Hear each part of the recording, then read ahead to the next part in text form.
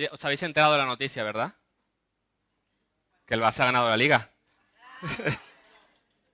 Seguro que lo habrás escuchado. En algún lugar o el otro corre la noticia, empezó desde el mismo estadio, por toda Barcelona, por todo el país y hasta el fin del mundo han escuchado que el Barça ha ganado. Hay culés en todas partes. Y lo celebraron. Y con pasión, ¿verdad? Quizás algunos de aquí salisteis a celebrarlo, no lo sé. Me enteré porque estábamos en casa y de repente empezamos a escuchar petardos. Sabía que jugaba el Barça, alguien me lo había dicho y que si ganaba, ganaba la Liga. Pero ni pensé, pero la noche empiezo a escuchar petardos y digo, ¿qué fiesta será ahora en Manresa? Porque todavía no las conozco todas. Y me voy a la cama y empiezo a escuchar como media Manresa salió por el passeig con los coches tocando el claxon y dije, vale, el Barça ha ganado la Liga. Una multitud anunciando esa gran noticia que producía tanta alegría, anunciándolo a todo el mundo e intentando ganar convertidos. Diciéndolos a los del Madrid, haceros del Barça, ¿veis? Que son mejores. Una multitud, nadie se quería quedar en casa solo y guardarse la noticia. O enviaba un mensaje, o salía a la calle, cantaba, celebraba. Todo el mundo lo ha escuchado. Y quizás no te gusta el fútbol, pero sabes que el Barça ha ganado la Liga. No tiene por qué gustarte el fútbol para haberte enterado. Ahora hay una noticia mucho más importante y trascendental que esta, que debería ser celebrada y anunciada por el mundo entero. Cristo ha resucitado. ¿Y sabes qué? Hay muchos que no lo saben. Hay muchos que no saben qué es lo que ha sucedido, qué es lo que va a suceder y las implicaciones que tiene esto. Muchos no conocen aún de la victoria que hay en Cristo, de la paz con Dios que hay en Cristo, el perdón de pecados que hay en Él, de la vida eterna que en Él hay, de cómo Él ha vencido el poder del pecado, el poder de la muerte, cómo Él ha cargado sobre sí toda la ira de Dios, cómo en Él todas las personas que vienen a arrepentimiento y pueden encontrar esa paz que su alma anhela, esa felicidad que dura más que un fin de semana, que es por toda la eternidad, y hay muchos que no conocen esta noticia, que no la han escuchado. Y ese es nuestro llamado, no solo a celebrar esa victoria, lo acabamos de cantar y recordar, no solamente la victoria de Cristo en la cruz, sino todas las implicaciones que tiene para nuestra vida y para nuestro futuro. Y esa es nuestra misión, dar a conocer al Cristo resucitado hasta lo último de la tierra. Hoy vamos a comenzar esta nueva serie de sermones en el libro de los Hechos. Esta serie que se titula A todas las naciones y es un deseo y una oración que a través de la meditación de los diferentes textos, relatos de este libro de los Hechos, seamos movidos a la obediencia. Porque no se trata de si lo siento o no lo siento, se trata de obedecer el mandato que Cristo dio a sus discípulos de hacer discípulos a todas las naciones. Que seamos movidos precisamente a vivir como debemos vivir. En esta serie de hechos veremos cuál es la identidad de la iglesia, cuál es el propósito de la iglesia y cuál es el poder que nos acompaña. Veremos cuál es el lugar central que ocupa la predicación de la palabra en la misión de Dios. Vamos a ver cuál es el alcance de esta misión y muchas cosas más para movernos precisamente a continuar con esta misión. Hoy tú y yo, miembros en la iglesia de Manresa, somos el equipo que Dios ha comisionado y enviado en el poder del Espíritu para llevar el Evangelio hasta lo último de la tierra, para hacer discípulos. Así que este es el propósito de esta serie que vamos a empezar. Así que, dicho esto, vamos a abrir nuestras Biblias en Hechos capítulo 1 y vamos a leer los primeros 11 versículos para empezar ya a entrar en el texto y considerar esta palabra. Hechos capítulo 1,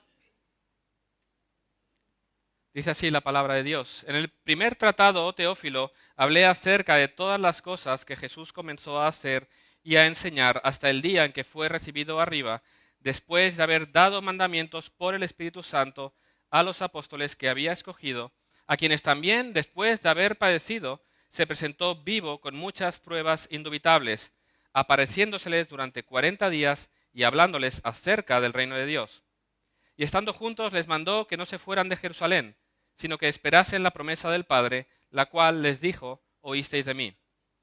Porque Juan ciertamente bautizó con agua, mas vosotros seréis bautizados con el Espíritu Santo dentro de no muchos días. Entonces los que se habían reunido le preguntaron diciendo: Señor, ¿restaurarás el reino a Israel en este tiempo? Y les dijo: no os toca a vosotros saber los tiempos o las sazones que el Padre puso en su sola potestad, pero recibiréis poder cuando haya venido sobre vosotros el Espíritu Santo, y me seréis testigos en Jerusalén, en toda Judea, en Samaria y hasta lo último de la tierra. Y habiendo dicho estas cosas, viéndolo ellos, fue alzado y le recibió una nube que le ocultó de sus ojos. Y estando ellos con los ojos puestos en el cielo, entre tanto que él se iba, he aquí se pusieron junto a ellos 2 varones con vestiduras blancas, los cuales también les dijeron: varones Galileos, ¿por qué estáis mirando al cielo? Este mismo Jesús que ha sido tomado de vosotros al cielo, así vendrá como le habéis visto ir al cielo. Amén. Vamos a orar. Señor, venimos ante ti, Señor, en este espíritu de adoración, pidiéndote que tú nos hables, Señor, a través de tu palabra. Que tú edifiques tu iglesia. Que tú sigas transformando nuestros corazones más conforme a Cristo. Que esta meditación nos lleve al gozo, a la adoración y a la obediencia. Y te pido, Señor, que también en esta mañana tú traigas salvación a todos aquellos que aún no conocen acerca del Cristo resucitado, para que hoy consideren cuál es el estado de sus almas, para que puedan venir ante ti buscando la paz que tú provees. En el nombre de Jesús oramos. Amén. Este libro de los Hechos es un libro único en el Nuevo Testamento. ¿Os habéis parado a pensar cómo sería el Nuevo Testamento si quitamos el libro de Hechos de en medio? Pasaríamos de los Evangelios y el Cristo resucitado a las cartas. Y tú dirías: ¿y estos? ¿De dónde han salido? ¿Cómo se ha formado una comunidad en Tesalónica? ¿Quiénes son estos a quienes Pablo escribe en Roma? ¿Quién es este Pablo? Y tantas preguntas, ¿verdad?, que nos quedarían en el aire, no entenderíamos, porque nos falta este libro que conecta el Cristo resucitado, comisionando a los discípulos, y esa misión siendo llevada a cabo por sus discípulos, que se refleja en esas iglesias que han sido establecidas por estos misioneros, esos pastores que aparecen en las distintas cartas. Ese es el lugar que ocupa este libro de los Hechos. Nos muestra, nos relata la manera en que Jesús cumplió su promesa dada a los discípulos de estar con ellos en la misión. De qué manera Cristo acompañó a los discípulos y obró a través de ellos aquello que prometió y mandó en Mateo capítulo 28. Este libro es la segunda parte de este libro escrito por Lucas. En el primer libro, como decía Lucas, hablé acerca de todas las cosas que Jesús comenzó a hacer y a enseñar hasta el día en que fue recibido arriba. Así empieza su evangelio, este libro, recapitulando el capítulo final de su evangelio. Ahora, ¿cómo continuó Jesús ese trabajo en medio de estas naciones? Es lo que vamos a considerar en el libro de los Hechos. Y lo que vemos que Lucas vuelve a recordar, a enfatizar al principio de todas las cosas, de todo el relato, ¿qué es? ¿Cuál es el elemento principal? La resurrección de Cristo. Les muestra, nos recuerda que la resurrección de Cristo es un hecho histórico, verdadero, algo que ocurrió. Jesús estuvo 40 días compartiendo y caminando entre sus discípulos hasta que ascendió a los cielos. Cualquiera podía verlo. La resurrección de Cristo es un hecho histórico, verdadero, y es el mensaje que ahora los discípulos han de ser testigos al mundo. Ahora, ¿qué hizo Jesús durante ese tiempo con ellos, esos 40 días? Dice, estuvo hablándoles acerca del reino, porque el reino es ese mensaje central en esa revelación de Dios en las Escrituras. Ese reino, aquello que Dios había hecho en el principio. Dios creó al hombre y a la mujer, los colocó en aquel jardín precioso para que lo trabajaran y los bendijo y caminó con ellos. Esto fue perdido. Esto lo perdimos por causa del pecado.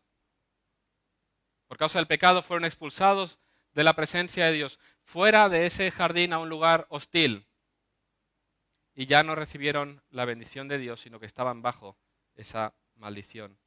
Ahora, todo el relato bíblico es de qué manera Dios va a restaurar todas las cosas. Y ese reino, ese pueblo de Dios que vive en comunión con Dios bajo su bendición, de qué manera va a ser restaurado. Y esto es lo que Jesús les está presentando. Él vino a traer, a inaugurar ese reino. Lo hemos estado estudiando en el estudio bíblico de las mañanas. Él vino a traer el reino, así se presenta Jesús, el tiempo se ha cumplido y el reino de Dios se ha acercado. Arrepentíos y creed en el Evangelio. El reino se ha acercado, se ha hecho presente en la persona de Jesús. Y ese reino ha de ser proclamado. Les estuve hablando acerca de este reino que un día será consumado finalmente. Y ahora los está preparando, les está enseñando, como ha hecho durante todo su ministerio terrenal, porque ahora el rey de este reino va a dejarlos, va a ir a los cielos, pero no los va a dejar solos.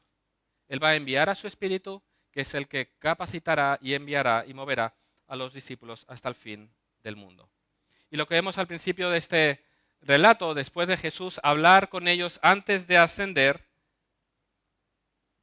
nos muestra que estos hombres todavía no estaban preparados para salir.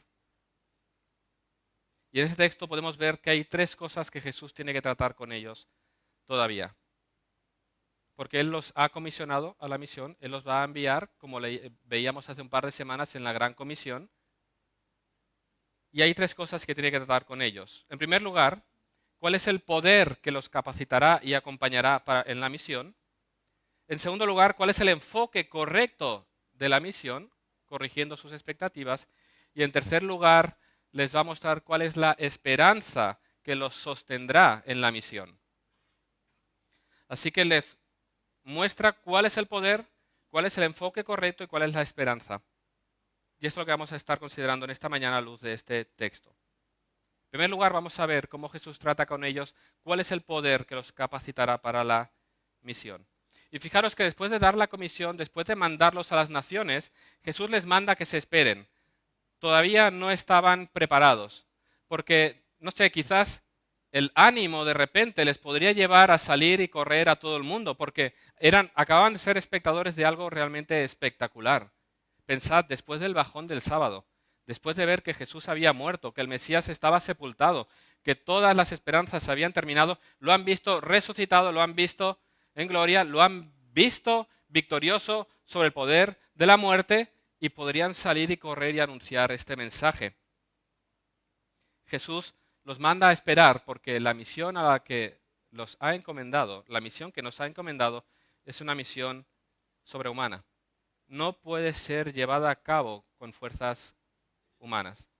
Ni con toda nuestra fuerza, ni con nuestras mejores estrategias, ni con nuestros mejores programas. Es una obra que no puede ser hecha en el poder del hombre. Y fijaros quiénes son estos que van a ser enviados. Son hombres sencillos, sin preparación, simples pescadores algunos, hombres sin poder, sin carisma, sin autoridad, sin contactos en las altas esferas. Unos don nadie deben llevar el Evangelio de Jesús, hablar acerca de un Dios desconocido a un mundo pagano, religioso, hostil, que no ha conocido a este Dios. Así que Jesús no les dice, venga ahora, tomad ánimo y haced todo lo que podáis. Salid, hacedlo lo mejor que podáis. Jesús les va a enseñar que el avance del reino de Dios no será por el poder humano, sino por el poder de Dios. Es por ello que debían esperar el cumplimiento de la promesa. ¿Qué promesa? Dice la promesa de Dios que oísteis de mí.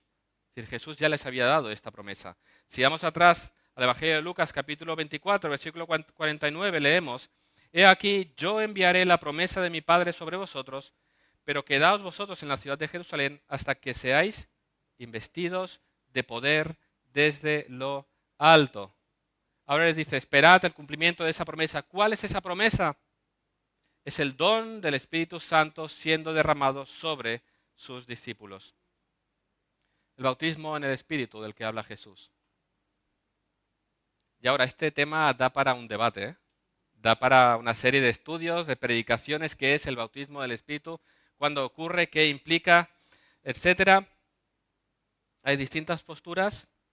Lo que deja claro el texto es que el bautismo del Espíritu es una promesa cumplida por Jesús como parte esencial del reino que vino a inaugurar.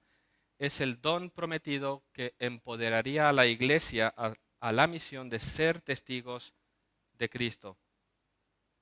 Con esa sencillez nos explica Jesús en qué consiste ese derramamiento del Espíritu. Y es importante ver cómo lo entendieron los discípulos en su momento.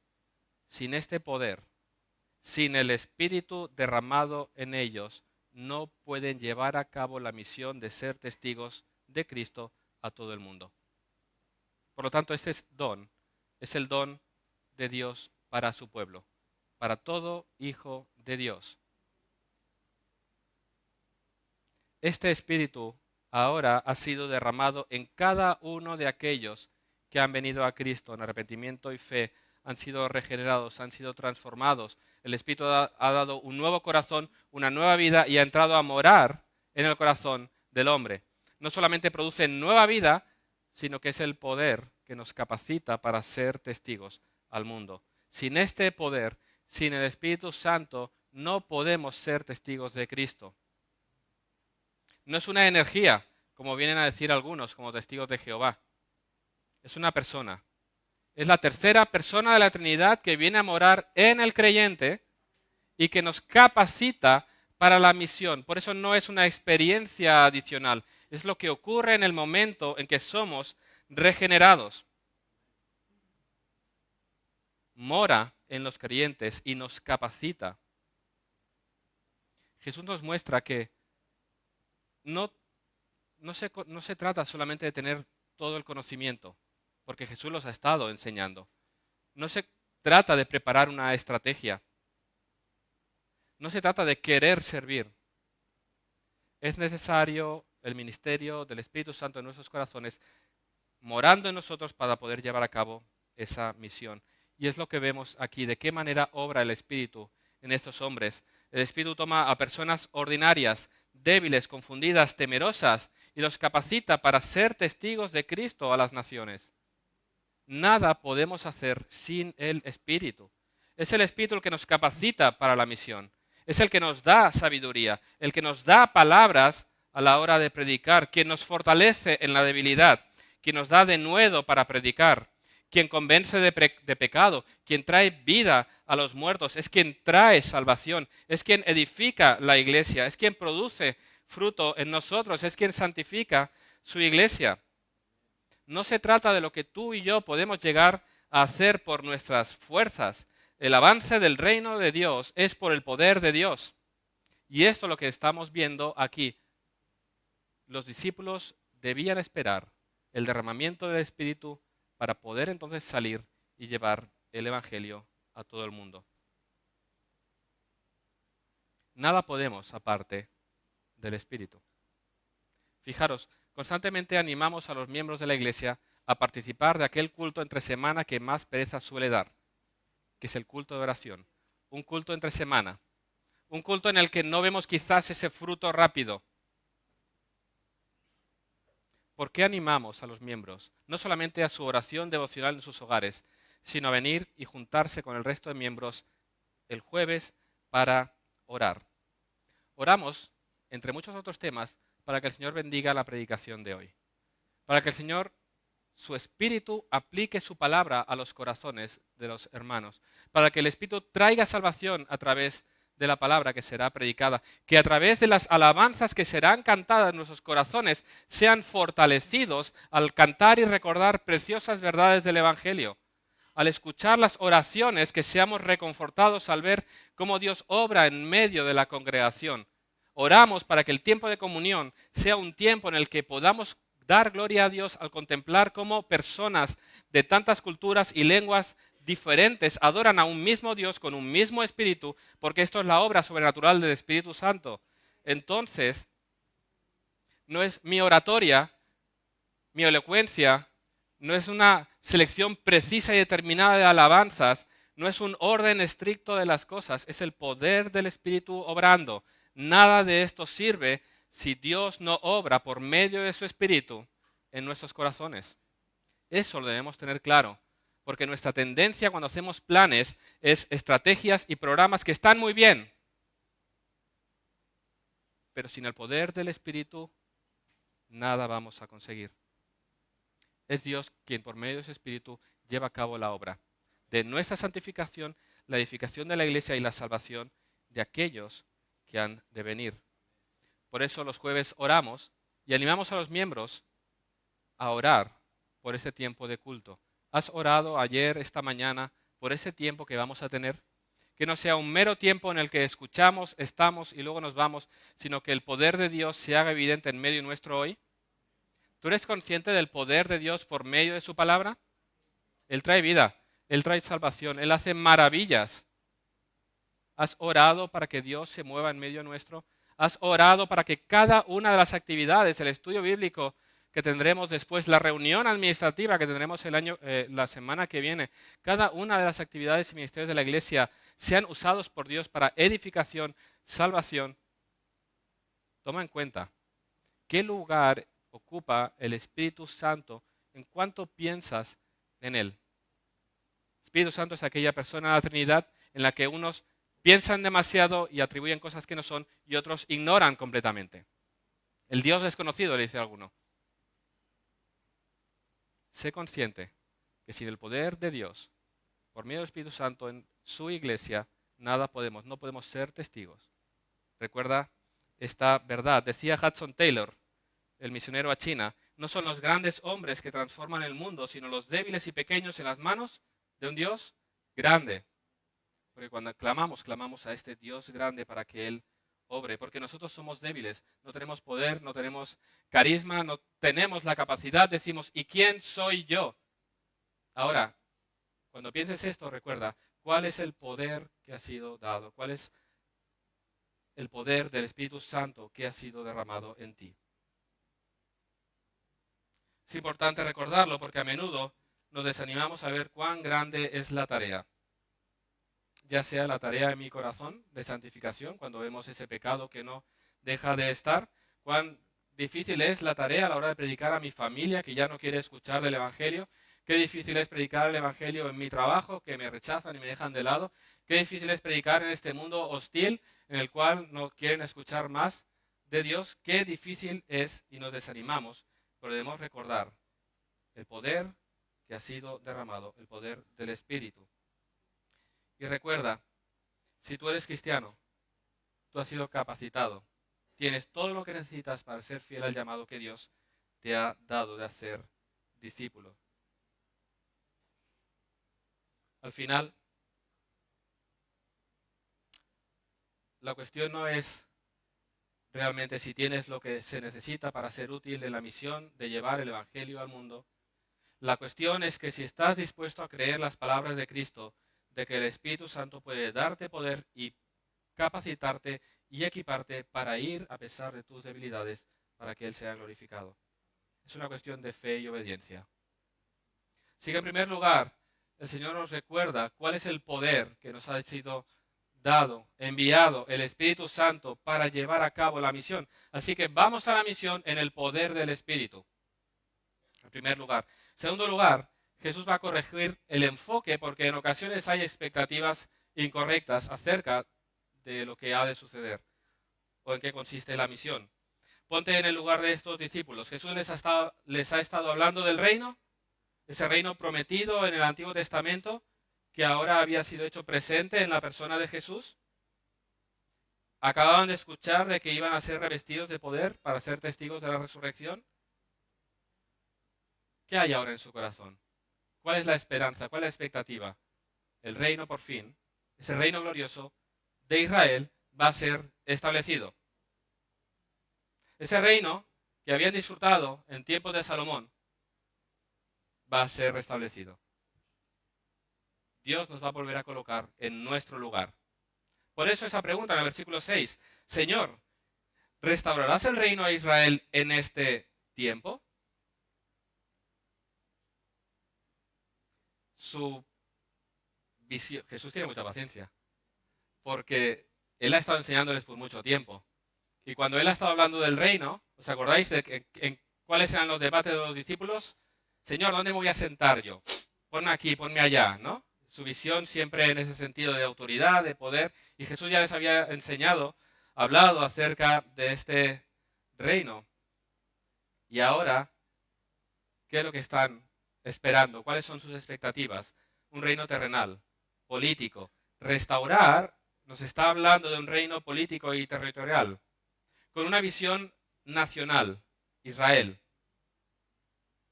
y un establecimiento ya inmediato. Claro, Jesús ya ha resucitado, el Espíritu viene, ya está. ¿Es ahora que lo vas a hacer? Ellos están esperando esto ahora y fijaos la respuesta de Jesús como es instructiva. Nos toca, versículo 7, nos toca a vosotros saber los tiempos o las sazones que el Padre puso en su sola potestad. Pero recibiréis poder cuando haya venido sobre vosotros el Espíritu Santo y me seréis testigos en Jerusalén, en toda Judea, en Samaria y hasta lo último de la tierra. ¿Qué está corrigiendo? ¿Qué está reenfocando? ¿Qué les está diciendo? En primer lugar, está corrigiendo un error, una equivocación acerca del tiempo. Ahora, ¿y qué les dice Jesús? No os corresponde saber cuándo. Solamente el Padre lo sabe. En Mateo 24, cuando Jesús hablaba de los últimos días y su regreso en gloria, decía, del día y la hora nadie sabe, ni aun los ángeles de los cielos, sino solo mi Padre. Y ahora le está diciendo lo mismo, no os corresponde saberlo a vosotros. No os lo voy a decir. A veces queremos saber lo que no nos corresponde. Y debemos recordar que las cosas secretas pertenecen a Jehová nuestro Dios, mas las reveladas son para nosotros y para nuestros hijos para siempre, para que cumplamos todas las palabras de esta ley. Es importante recordar y tener ese enfoque. ¿Cuándo el Señor va a regresar? No nos corresponde. Y es importante, y especialmente en este tiempo, en que esa expectativa apocalíptica se vuelve a encender, ¿no? Que si esta señal por aquí, que si esa guerra por allá, que si esto por aquí. Y hay un montón de podcasts, de vídeos y de gente hablando que si esta señal nos dice que, y se pasan el día buscando adivinar el cuándo el Señor va a regresar. Tal guerra, tal persona, tal anticristo, y horas buscando. Y hay cosas que no nos han sido reveladas que no necesitamos saber. No es necesario saberlo para llevar a cabo la misión. No te preocupes tanto en intentar descubrir lo que no te ha sido dado para conocer y procura vivir conforme a lo que ya ha sido revelado. El mundo que hoy sigue sin Cristo no necesita saber cuándo volverá, sino que tiene que saber que vendrá. El mundo no tiene que saber cuándo regresará, sino que el mundo tiene que saber si está preparado o no para ese regreso. Tienen que saber no cuándo, sino que un día se encontrarán con Él. Así que predicas el Evangelio. No pierdas el tiempo intentando interpretar las señales. El hecho de que Él volverá, aun cuando no sepamos cuándo, nos ha de llevar a ti y a mí a predicar con urgencia, a llamar al mundo al arrepentimiento, porque no sé cuándo Jesús vendrá. No sé cuándo Jesús vendrá a buscarte y te llamará a su presencia. Lo que a mí me preocupa es si el día en que vendrá o te llamará, tú estás en paz con Él.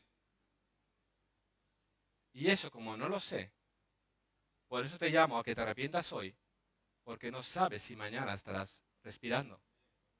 En eso consiste, no importa el cuándo, no perdamos tanto tiempo en el cuándo, sino en el hecho de que volverá, y volverá en juicio, y volverá a juzgar a todos. En segundo lugar, Jesús corrige la dimensión del reino. Ellos tenían una visión terrenal, geográfica. Y el reino que Jesús vino a inaugurar no tiene fronteras geográficas. Él está diciendo, este reino trasciende las fronteras de Israel. Me seréis testigos para que ese reino avance en Jerusalén, en Judea, en Samaria y hasta lo último de la tierra. Es decir, es para judíos y es para gentiles. Y esta es la misma promesa que Dios le dio a Abraham. En ti serán benditas todas las naciones de la tierra.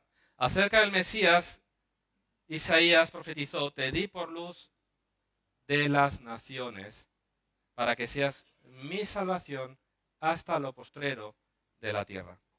El reino de Dios está formado por hombres y mujeres de toda lengua, de toda cultura, de toda nación, un solo pueblo. En cuanto a la salvación, ya no hay judío ni griego, no hay esclavo ni libre, no hay varón ni mujer, porque todos vosotros sois uno en Cristo. El reino de Dios no es un reino terrenal, político, una nación política. El gobierno, el reino de Dios es el gobierno de Dios en los corazones de los hombres. Un reino espiritual al cual se accede por medio del arrepentimiento y la fe. Ese es el reino de Dios, al cual estamos llamando a los hombres a venir en arrepentimiento y fe y formar parte de este reino. Fijaros, esa expectativa terrenal local de los míos es corregida y demuestra que la dimensión es para todo el mundo y los lleva a ser testigos a lugares que no quieren ir. A Samaria. Samaritanos son, y a los gentiles. Es decir, este evangelio del reino ha de ser predicado entre aquellas personas que tú de manera natural no quieres ni ver, porque ellos necesitan esa salvación. Los va a enviar a todas las naciones, los va a enviar donde no van a estar cómodos. En Jerusalén, donde habían maltratado y muerto a Jesús. En Judea, donde habían rechazado a Jesús. En Samaria, donde eran odiados ellos y a quienes ellos odiaban. Y hasta el fin del mundo, a los gentiles que son rechazados por los judíos. Es decir, me vais a ser testigos allá donde no vais a estar cómodos.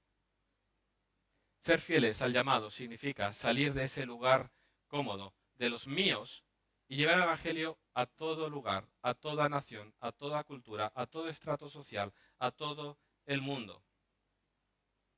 Los está enviando a todas las naciones, incluso o especialmente a aquellos que producen rechazo de primeras.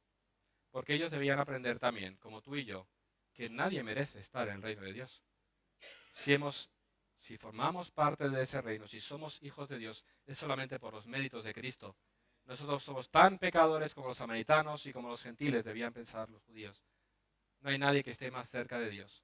Así que el Evangelio es para todo el mundo. Debemos tener una visión del reino global para de esa manera servir y ser testigos a todo el mundo. Y allá donde no llegamos físicamente, colaborar, ayudar en oración, en soporte a aquellos que están yendo hasta el fin del mundo. Esa es la visión. Debemos dejar de tener una visión concreta y cerrada. Estamos cómodos en Manresa. Molt bé. Pero ¿y el resto de poblaciones? ¿Y el resto del mundo que aún no ha escuchado el Evangelio? Vamos a orar para que el Señor levante hombres y mujeres que vayan a aquellos lugares donde aún no han escuchado el Evangelio, donde aún no tienen la Biblia en sus idiomas.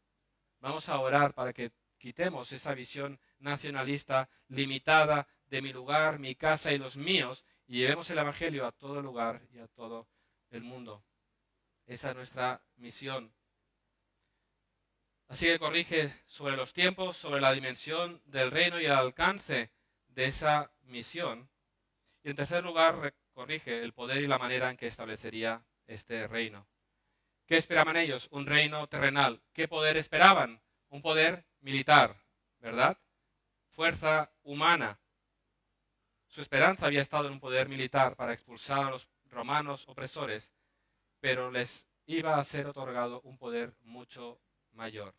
El único poder que puede invadir y vencer y transformar los corazones de los pecadores. el Espíritu Santo. Ese es el poder de lo alto que los capacitaría. Y es el poder que extendería el reino hasta el fin del mundo. Porque es el Espíritu Santo aplicando su palabra predicada que transforma esos corazones y trae vida. Ese es el poder. Y no solamente esto, no corrige acerca del poder, sino les va a decir, no se trata de cuándo el reino va a ser restaurado. Se trata de cuál es vuestro papel en esa restauración. Ahora Jesús va a dirigir su pensamiento hacia su participación en la venida del reino. Señor, restaurarás tú. Y Él les dice, ahora vosotros vais a ir a extender ese reino. Vais a participar. No se trata de cuándo será restaurado, sino de cuál es tu rol en esta restauración. ¿Cuál es tu trabajo? El reino viene por la predicación del Evangelio. Ahora ellos iban a ser comisionados a ser testigos de Cristo en el poder del Espíritu. Y esa es la misión. Ellos preguntan acerca de tiempos, de geografía, y Jesús les dice, no, ahora tú vas a ir en el poder de mi Espíritu hasta lo último de la tierra y me vas a ser testigo. Y al hablar así Jesús es intencional. Me seréis testigos son unas palabras que en la mente de los judíos resonarían e irían atrás. ¿A quién Dios había dicho, me seréis mis testigos? Isaías 43:10 a Israel. Vosotros sois mis testigos, dice Jehová, y mi siervo que yo escogí, para que me conozcáis y creáis y entendáis que yo mismo soy. Antes de mí no fue formado Dios, ni lo será después de mí. Yo Jehová, y fuera de mí no hay quien salve. Israel fue llamada, fue escogida a ser testigo de que Dios salva. Por medio de su forma de vivir, por medio de su obediencia a la ley, ellos serían luz. Ellos no fueron llamados a ir a las naciones a dar testimonio. Ellos fueron llamados a vivir de tal manera que ese testimonio fuera tan poderoso que las naciones vinieran y conocieran a este Dios de Israel. Ahora Dios falló a su llamado. Ese privilegio lo perdieron. Desobedecieron, fallaron. Y vino Cristo, el verdadero Israel, que toma ahora a los discípulos y les dice, ahora vosotros me seréis testigos. ¿De qué? De que Dios salva. De que en Dios hay salvación. Eso es lo que escucharon. Aquella misión dada a Israel de atraer, ahora es dada a la iglesia de salir. ¿A qué? A ser testigos. De que en Dios hay salvación. Y en segundo lugar, fijaros que es ser testigos de Cristo, ser testigos de su resurrección. ¿Qué hace un testigo en un juicio? ¿Da sus opiniones? ¿Da sus pensamientos? ¿Explica lo que le apetece? Explica lo que ha visto y ha oído, ¿verdad? ¿Cuál es la misión de la iglesia? Ser testigos de lo que hemos visto y lo que hemos oído. No somos llamados a dar nuestras opiniones, no somos llamados a explicar lo que nos apetezca, no somos llamados a cambiar el mensaje y explicar algo que le guste a la gente a la quien le vamos a hablar. No, somos testigos de Cristo. Es decir, llevamos el Evangelio de Cristo. Hablamos de Él, de su muerte y de su resurrección. Eso es fundamental que lo tengamos claro, porque nuestra misión es predicar el Evangelio con fidelidad. Somos testigos. Así que no debemos ir a un mundo hostil y mirar de adaptar el mensaje para que guste. No, debemos contar lo que hemos visto y hemos oído y está revelado en las Escrituras. Es importante que lo veamos porque muchos hoy intentan adaptar el mensaje porque es ofensivo. Intentan adaptar el mensaje porque no gusta. Pero debemos predicar el Evangelio porque es el poder de Dios para salvación. Así que Jesús le recuerda cuál es el poder, corrige sus expectativas y por último nos muestra cuál es la promesa que nos fortalece en la misión. Porque es cierto, la misión es difícil, es sobrehumana. En nuestro poder no podemos hacer nada y en el camino vamos a desanimarnos, vamos a desfallecer, pero hay una esperanza.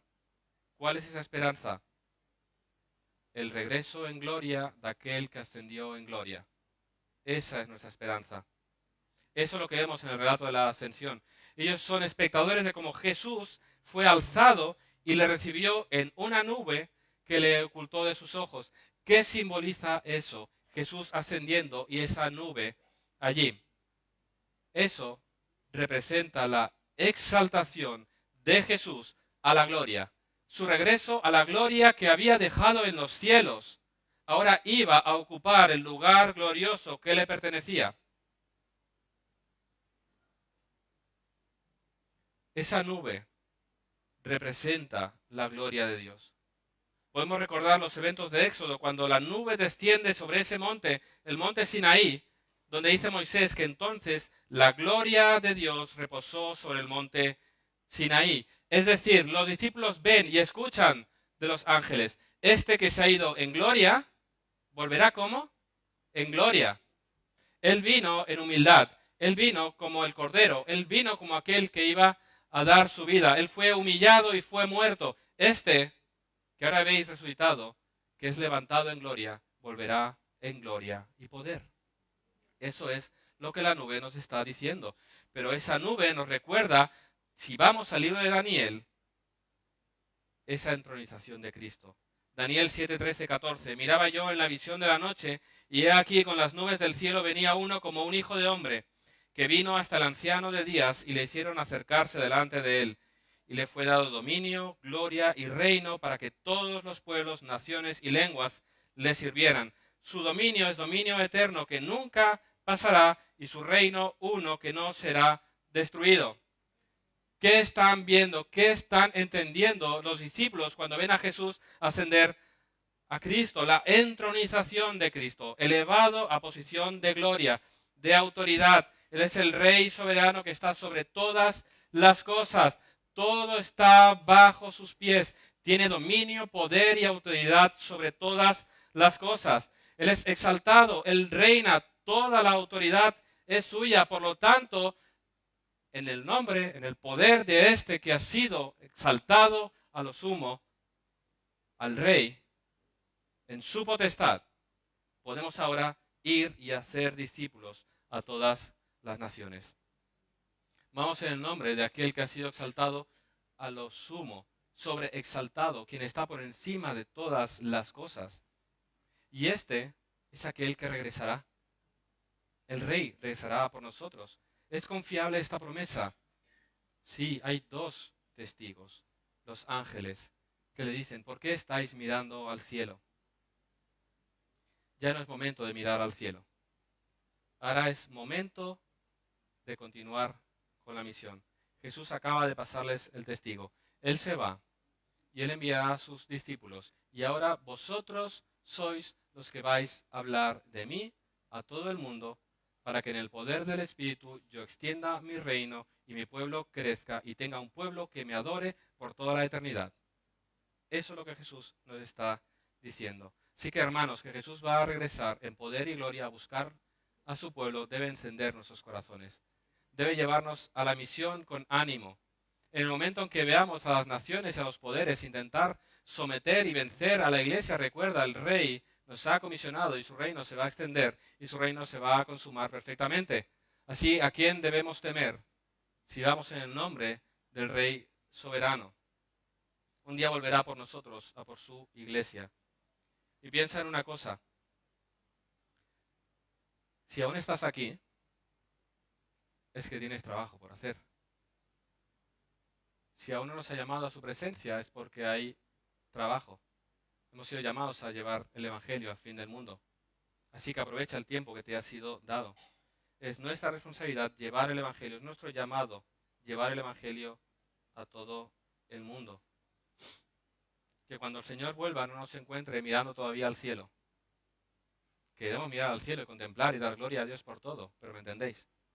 Que no nos encuentre mirando al cielo, sino que nos encuentre sirviendo. Que nos encuentre de viaje a algún lugar a predicar el Evangelio. Que nos encuentre en medio de un estudio bíblico, que nos encuentre en medio de un discipulado, que nos encuentre aconsejando a un hermano que está en dificultad, que nos encuentre sirviéndole en su reino. Ese es el llamado a la iglesia. Él regresará. Y esa es nuestra esperanza, que Él volverá en poder y gloria. Amén. Como decía al principio, esa noticia de la victoria del Barça es muy bonita. Pero aunque el Barça haya ganado, no vas a llegar a final de mes. Aunque el Barça haya ganado, esa felicidad no es permanente, no es duradera. Sabemos que no hay nada en este mundo que traiga felicidad verdadera, perdurable, eterna. Solo Cristo. Y esa es la noticia que tú y yo debemos anunciar a este mundo. Un mundo confundido, un mundo que va probando tantas cosas porque está absolutamente perdido, un mundo que está yendo tras los placeres del cuerpo, sufriendo cada vez más porque no hay nada que los satisfaga. Y hay un mensaje que es el Evangelio que deben escuchar. Él volverá un día en juicio. Piensa en qué estás haciendo tú hoy. Aquellos que no han escuchado el Evangelio, aquellos familiares, aquellos amigos, aquellos compañeros de trabajo, aquellos vecinos, a los que tanto quieres y con los que quizás tanto te diviertes, el día que el Señor regrese en juicio, van a sufrir las consecuencias de su rechazo eterno. Y eso es muy serio. Hemos hablado de enfermedades que están sufriendo hermanos en nuestra congregación. Enfermedades que para los hijos de Dios son un poco de tiempo, por un poco de tiempo, porque luego pasaremos todos a la gloria y estaremos en un lugar de felicidad, de gozo y de alegría eternos. Ahora hay una enfermedad espiritual que hablaba el pastor Josep antes, para la cual si no recibes a Cristo vas a sufrir no solamente en esta vida, sino por toda la eternidad. Por eso te llamo al arrepentimiento y la fe. Porque Cristo salva. Porque en Cristo hay esperanza. Porque en Cristo encontrarás paz para tu alma. Porque en Cristo podrás descansar verdaderamente. Y ese es el mensaje que como iglesia debemos predicar a este mundo. Somos el equipo que Dios ha formado en este lugar, que ha equipado con su espíritu para ser testigos a todo el mundo. Así que vamos a poner todos esa visión de no construir nuestros propios reinos, sino a trabajar juntos para el avance del reino de Dios. Porque no trata de mí ni de ti, sino de Cristo y de su reino. Y con la visión correcta, iremos a la misión de manera que traiga gloria a Dios. Amén. Vamos ahora. Señor, te damos gracias. Te damos gracias, Señor, porque tú nos has salvado a nosotros, miserables pecadores que no merecíamos más que la condenación eterna. Tú nos has dado vida, nos has dado salvación y nos has dado una promesa eterna que sabemos que es cierta porque tú eres fiel y poderoso para cumplirla. Y te pido, Señor, que como iglesia nos ayudes a ser fieles y obedientes a la misión que nos has encomendado. Que por medio de nuestras palabras, nuestros pensamientos y nuestras acciones traigamos gloria a tu nombre. Y Señor, ayúdanos a entender que hemos sido llamados, que hay un trabajo que hacer, hay un nombre que anunciar. Ayúdanos, Señor, que tu Espíritu Santo mueva nuestros corazones y nos empuje, nos capacite, nos prepare, nos dé sabiduría, fuerzas y ánimo para ser fieles. Y Señor, te pido que traiga salvación en medio nuestro. Hay tantos amigos, familiares que aún no te conocen, que van de cabeza al infierno y que quizás no han escuchado la noticia y deben escucharla, o quizás no han escuchado la gravedad de su condición y deben escucharla, que quizás no saben que Cristo regresará en juicio. Señor, trae salvación hoy, para que puedan realmente descansar sus almas atribuladas y puedan encontrar esta paz que solo hay en ti. En el nombre de Jesús. Amén.